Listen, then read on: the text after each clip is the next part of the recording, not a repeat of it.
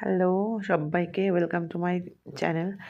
আজকে অনেক দিন পর আজকে নতুন একটা ভিডিও নিয়ে চলে এসেছি তোমাদের কাছে। তো এই ব্রাইডাল সিজন চলছে এখনও। 12 তারিখে আমার একটা ব্রাইড ছিল, সেটাই লুকটাই তোমাদের সঙ্গে শেয়ার করার জন্য ভিডিওটা তৈরি করলাম। এটা খুবই শর্ট ভিডিও বানিয়েছি, খুব তাড়াতাড়ি, অতটা সময় ছিল না ফুল ভিডিও করার। তো এই দেখতেই পাচ্ছ আমার বেস রেডি হয়ে গেছে, এখানে আমি আইব্রো করছি।